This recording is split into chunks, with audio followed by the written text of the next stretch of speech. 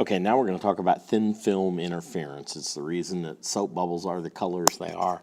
It's the reason that after it rains, you look down on the ground and you see puddles of color. And also things like butterfly wings and really cute things that people don't associate with physics, but are associated with physics, because physics is everywhere. There's actually a couple things you have to understand about thin film interference. First of all, you have to look at the media that you're going into, and you have to decide whether it's more dense or less dense.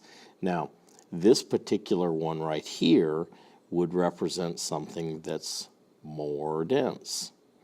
If it's more dense, the reflection that you're going to get back is inverted. So right at that point right there, there's a phase change.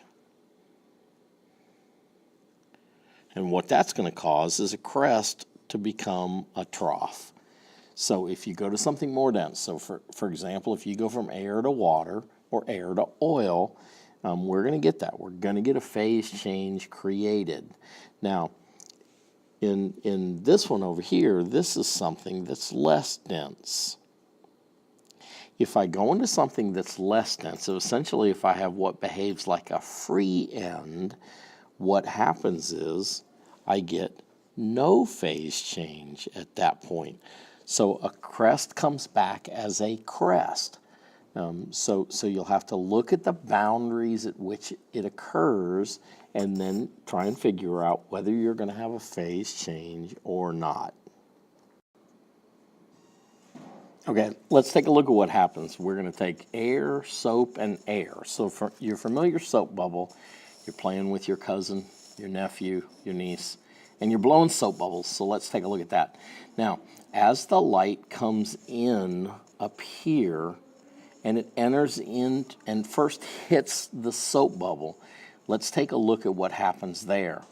Well, the important thing to understand is at this point, that's a trough. And what I want to do now is look at the reflected wave. Now, the key thing to understand, this is more dense.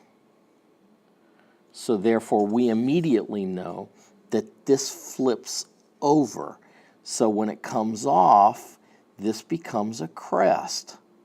So it goes from trough to crest right there. The reflected wave is inverted. So we immediately know there's a 180-degree phase change there. Okay, now let's take a look at what happens inside the soap. Now, let's first review some stuff. When a wave enters a boundary, when it enters a new medium, we know that the speed is going to change. We know that the frequency stays the same. Remember, the number of waves per second hitting the boundary is going to equal the number of waves per second inside the material. That can't change. So that means lambda is going to change. And what happens is it kind of works out neat. Lambda in the new substance is equal to lambda divided by n. So what happens there is the wavelength is going to change. And it's going to change because the speed changed. So therefore the wavelength gets closer together. The wavelength is going to decrease if you go into something more dense. It's going to increase if you go into something less dense. When I divide by an n factor, n is going to be greater than 1. That's going to cause my new wavelength to get shorter. And if you go into something more dense, it's going to get shorter. Okay, now let's take a look inside the material and watch what happens. We know the wavelength is going to change inside the material. But what's going to happen is this wave now is going to go, excuse me for that moving, this wave now has to travel an extra distance before it comes out. So we're going to say that's the extra distance. And in order for constructive interference to occur, what has to come out right here is a crest. Now, the key thing to understand at this particular boundary right here, Since you're going from soap to air, it is not inverted at all. So that's the key thing to understand there. It's inverted at the top, it's not inverted at the back. So what happens since it's not inverted there is I have to go from a trough right here going into the material, that's a trough, to a crest. A crest to a trough is 1/2 of the wavelength. So 1/2 of the wavelength is equal to the extra distance. So when I now say that 1/2 lambda is equal to the extra distance, well, the extra distance is 2 times the thickness. Let's call this T, the thickness of the thing. So if I put those together, and that's the extra distance, because remember, it had to come from the top surface to the bottom surface back up to there. So it had to travel twice the thickness. Twice the thickness is 1/2 of the wavelength. So if I do a little algebraicating here, I can simply sit there and get that lambda is equal to 4 times the thickness. The lambda that I'm going to get is due to constructive interference. That's going to correspond to the color I get.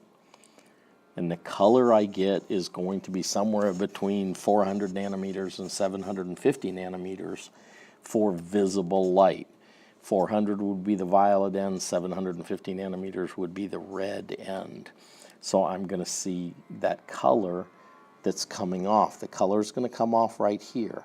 And it's going to come off because I have a crest from the reflected wave meeting up with a crest from the reflected wave off the back of the oil. Now remember, that's going from air to soap to air. If I go from air to gas to water or something like that, then it's going to change a little bit if I have something more dense on the bottom. And that's going to be the next lesson that we talk about.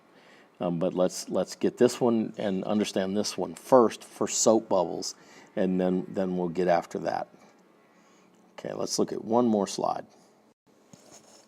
So if I have a hanging soap film, like you currently see in science museums and stuff like that. So if you have what you see in the picture right here, you have a soap film that's hanging. Notice how the colors repeat themselves. And the reason the colors repeat themselves is gravity is going to cause the wall of soap to get thicker.